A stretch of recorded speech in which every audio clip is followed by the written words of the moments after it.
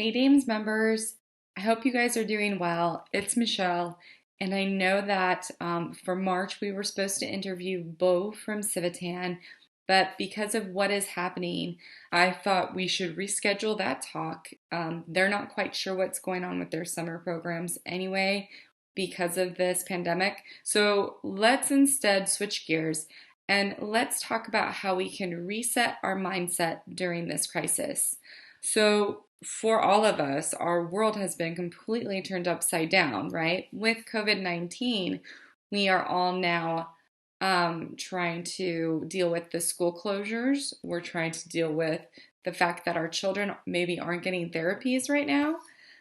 We're trying to work from home as much as we possibly can. Um, and our routines have been thrown into chaos. For some of our kids, that can be really, really difficult. And for us, that can be really difficult too. I mean, I know that for the first 2 weeks, I was really struggling with this, like, well, how am I going to do all of these things, right? And so today we kind of want to work through some of those problems that we've been having and see how we can find different opportunities in this situation that we can take advantage of, so that we're looking at this as in a more positive light. So what positive things can we pull out of being in the situation that we're in right now? So um, so what we're going to talk about first is getting clarity, not only on where we are, but what goals we want to have in the future or in the next 5 months, right? So schools in Arizona are closed. Our kids are here, right? So what are our goals going to be for the next 5 months? Now, the reason why I'm such a big proponent of goal setting is because setting goals, writing them down, really help you know where you're going, right? They're giving you something to aim at. So let me tell you a little quick story. So growing up in high school, I was like, I really want to play D1 soccer. Like that was a huge, major goal for me. Now, anybody who knows me knows that I am like 5'4". Back then, I think I weighed like 100 pounds, not kidding at all. I was the furthest thing from a D1 soccer athlete. And so, what I did is I set those goals. That was my goal. And then it was like, how am I going to get there? Okay, I need to pound up because I weigh nothing. So I would eat like these chocolate protein shakes with raw eggs in them every single morning so that I could like put on muscle. And I was never going to grow tall. I mean, I knew that that was just a reality. So I had to make sure that I had other attributes. I was the fastest. I was the most determined. I was the person who left it all out there on the field. And I applied those things to my goal, and I did achieve it. I did play D1 soccer in college, and it was one of the most amazing things. And again, it's like if you look at a picture of all of these people, my soccer team, and me, I look like a total misfit. Like I should not have been there, So I was 4 foot nothing, 120 nothing, but I was there because I set my goal. I figured out what objectives I had to hit to make it there, and I did it. So today we want to do that. We want to get a little bit of clarity. So the first thing, and I do want you guys to do this, and I know that you're probably like, oh my God, I'm going to have to write notes. Yes, make notes. Okay, so I make notes all the time. I'm always taking classes. I'm always making notes. Write this stuff down because I want you to put it on paper, and I want you to make goals on paper. Okay, so first thing we're going to discuss is what is your current status, and I want you to be completely real and honest about where you are, what life is like, what life has been like these last 2 weeks, and be brutally honest because you have to be in a place of honesty for this to work. So you're going to write those down. Then what I want you to do is I want you to write down what your 5 month goals are. Okay, so if we pulled ourselves out of this chaos and we looked back or we look ahead, right, for 5 months, what does that look like? And so then what are the goals that we have to set now to get there? Okay. So why are these goals important? You have to know your why. Your why is that tether that's going to keep you there, that's going to keep you committed to those goals that you just wrote down.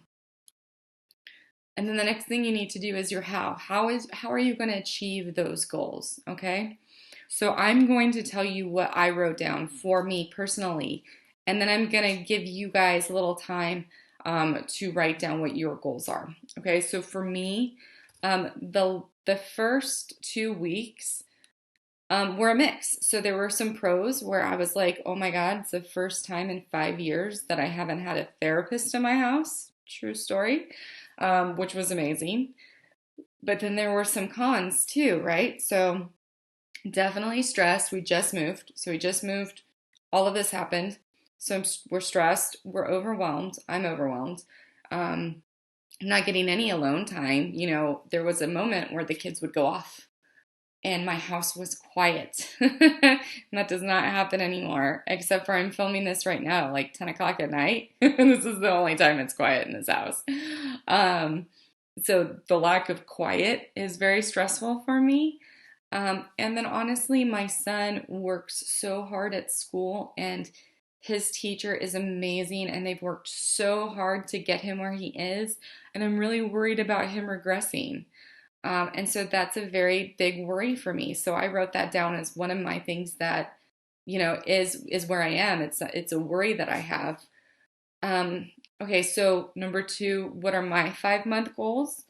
I'm going to be more proactive about asking for a break and taking a break when I need to.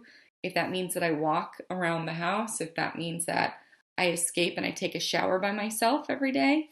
But I'm going to do something for me every single day. If it means I come into my office and I squirrel in here and I learn something new and I apply it to Dames, then that's what I'm going to do. But I'm going to definitely make sure that I take a little bit of me time to get some quiet and peace and mindfulness. I'm going to make sure I ask for help when I need it. And I'm going to work with Jackson and his teacher as much as possible. She's really funny. She's like, not a lot of parents actually want to do the Zoom one-on-one with me. And I'm like, awesome. I'm like, does that mean you're available all day long? Because I will totally take up that time because I don't want him to regress. And so those are, you know, those are my goals. So why are those goals important to me? Okay, so making sure that I have time for my self care and for a break, a mental break, is important because I know that when I feel stressed, my kids feel stressed, right? And I want to make sure that everybody just thinks that this is like, we just had a super long vacation, you know? And I want everybody to come out of this not stressed and overwhelmed about what's happening. And I know that I can regulate that by regulating myself. Um, Again, for Jackson, that goal is important because that kid works his butt off, and I want to make sure that he maintains because otherwise I do him a disservice by not keeping him where he's at with school. And then the how, again, I'm going to ask for help when I need it, and I'm going to really engage with his teacher and use her as a resource as much as I can. Now, one thing I want you to realize about these goals that I've set is that for me, they are achievable, right? So my husband is here. I can tap on him and say, hey, I need a break. Like I do. I need a serious break. I can do that any time of day. If you're alone with your children and you can't do that, then you've got to think, okay, before they wake up in the morning, I'm going to try to wake up a half an hour early and take some time for myself. Make sure whatever goal you're setting is something that you can achieve, okay? So for Jackson's schooling, I wasn't like, oh, he's going to learn, 45 new sight words by the end of the pandemic. No, no. I want him to maintain. If I can get him to maintain and maybe teach him 5 new sight words, great. I'm down with it. But I'm not trying to kill myself by setting these goals that are adding more stress to my life, right? So achievable goals. So guys, I'm going to pause this for like 2 minutes. I want you to take time and I want you to fill this out. If the time runs out, you need some more time, take it. Okay? Again, this is for you. This is to help you restructure your mindset, set some goals for the next 5 months.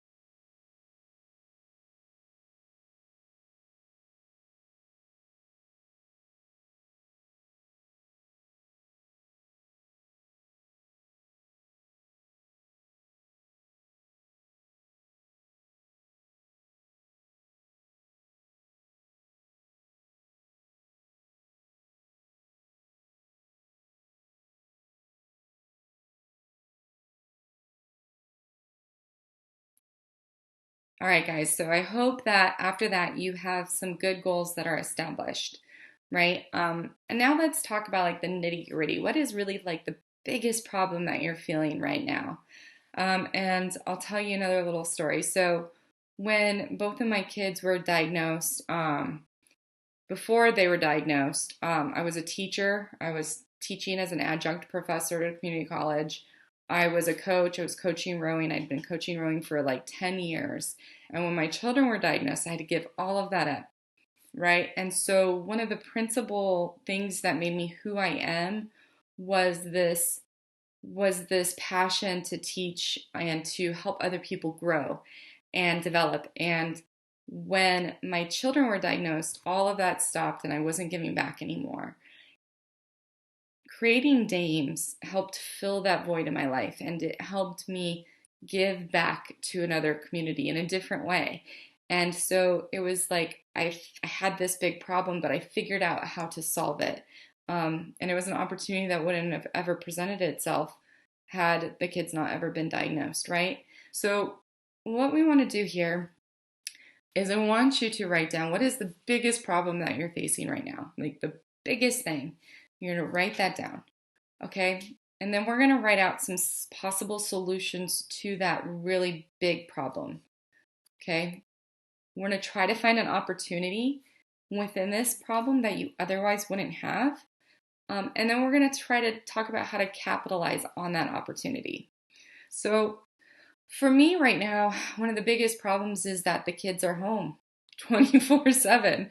And I'm sure a lot of you guys are in the same space, right? Where it's really hard to do things, right? With them being home, with them kind of being on top of you. And so that for me is the biggest problem that I'm having.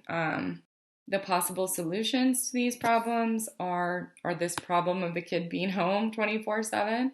And I'm going to mix these two. So the possible solutions to my problem and the opportunity are kind of the same thing for me. So the solution for me is to enjoy that time, enjoy that bonus time.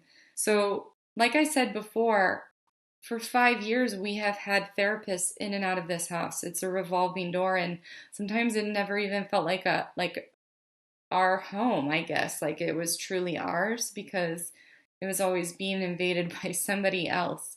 So I'm really going to try to look at this big problem of the kids being home without therapists, without a teacher, with it just be a family, and I'm going to turn it into a positive and an opportunity to spend time with my kids and for them to spend time with each other. Very often, Jackson is home from school and his therapist is here working with him for 2.5 hours. Maria and Jackson almost never spend time together. So I'm really going to try to take advantage of this opportunity that we have to bond as a family. And the best way I'm going to do it is I'm going to make sure that we're getting a lot of TV off time, that we're spending time outdoors together, that we're learning to play games together. I taught Jackson the other day how to play Candyland, and he rocked it. It was so awesome. Like, yeah, he was bouncing around and he was all over the place, but when it was his turn, he would come, he'd flip over his color, he'd move his dude, he'd do a little dance, and then he would take off. And we're like, yeah, and he loved it.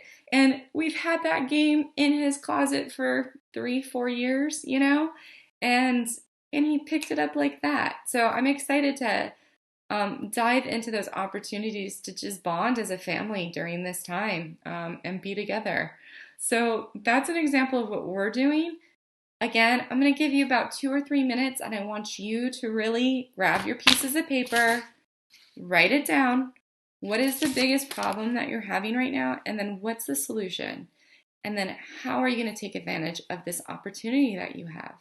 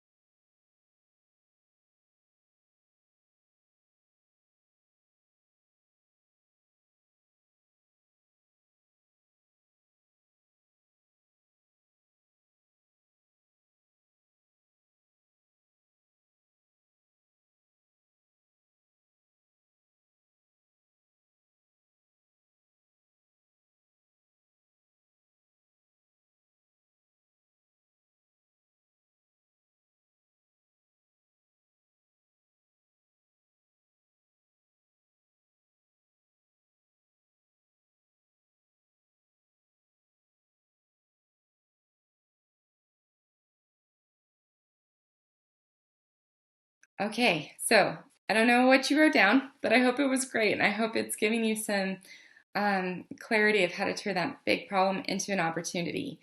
Because that's what big problems are, right? They're opportunities for growth, and I hope everybody realizes that.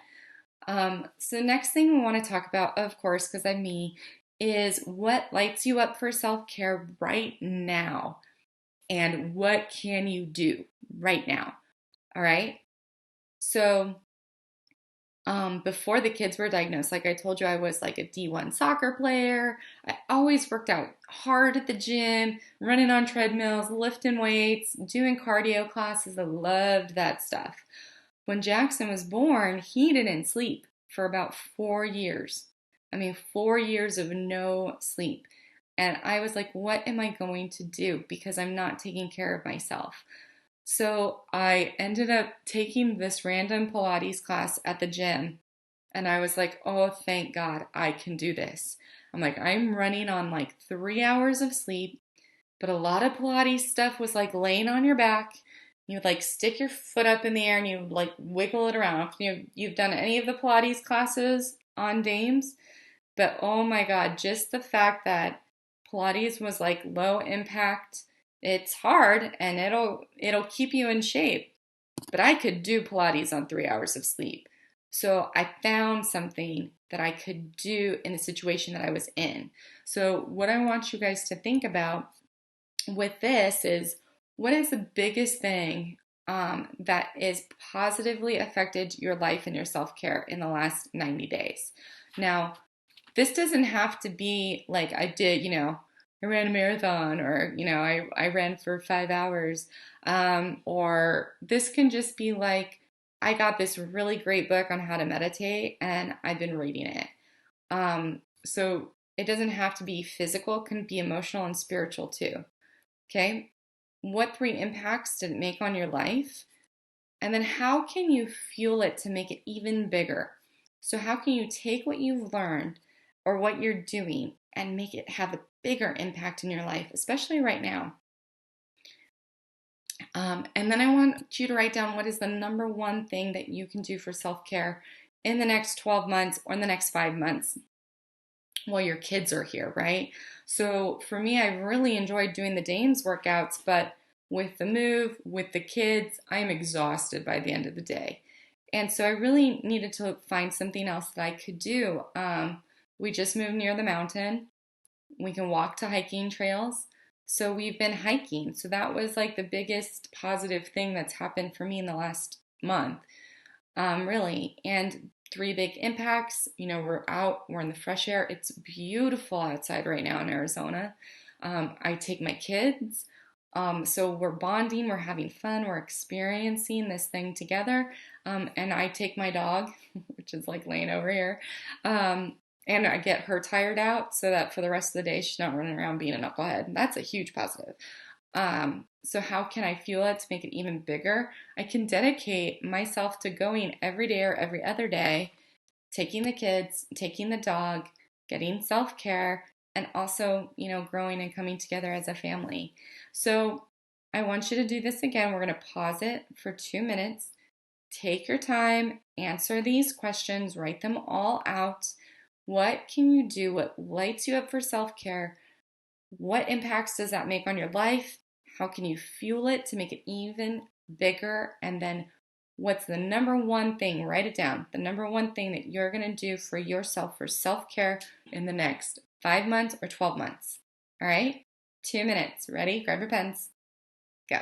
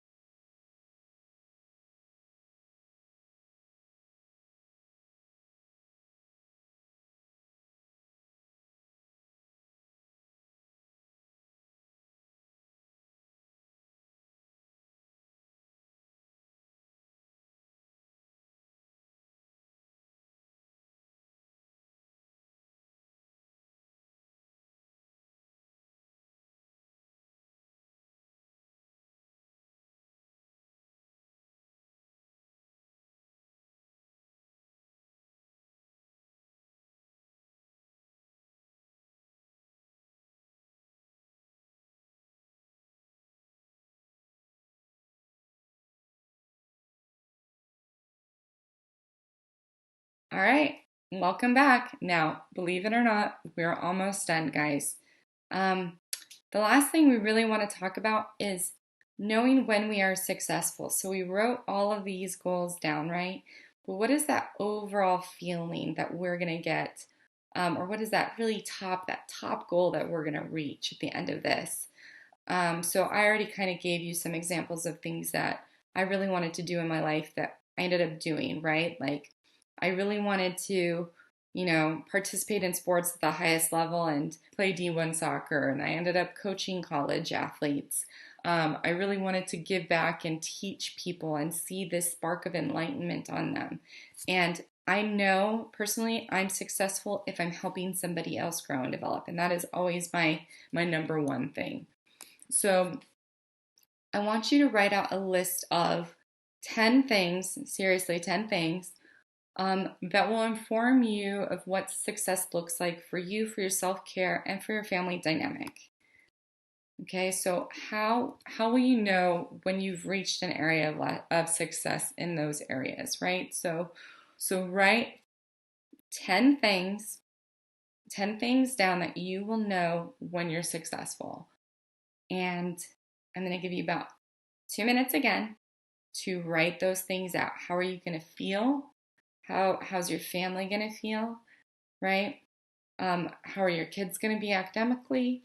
How are they going to be in terms of their therapies? All of those things. How are you going to know you had a successful 5 months? So I want you guys to write those down. I'll give you 2 minutes.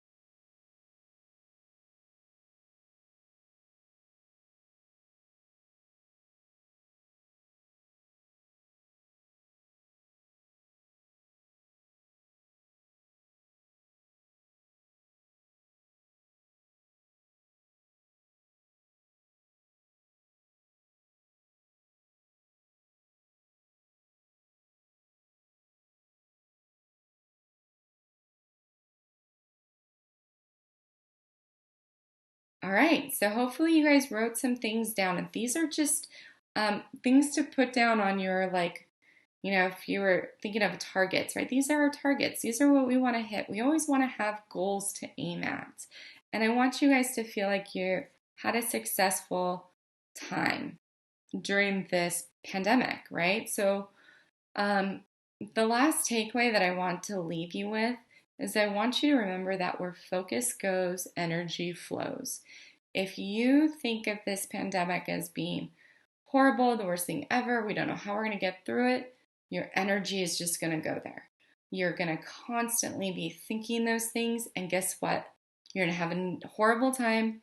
Your kids are going to have a horrible time, and it's going to suck. So if you flip that around and you make sure that you're focusing on all of the positive things that you can do, right? I can help maintain my son where he's at. I can enjoy this bonus time that I have with my kids. I can find different ways to enjoy self-care. Maybe I'll even do self-care stuff with my kids. I want you guys to try to really focus on all of the positive things that you can during this moment. And I hope that you guys know that, again, we're isolated, right? You're not alone though. We're physically isolated, but we're not emotionally isolated or separated. And we're here, we're together.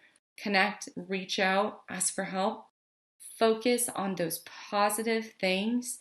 And I promise you guys, you're going to come out of this pandemic stronger. You're going to just know that you are so capable of handling anything that life comes at you. And I know you are. I know each and every one of you are. You have been molded into this superhuman being, and you're going to tackle this head on. And I love you guys. I look forward to connecting with you soon as we get through this.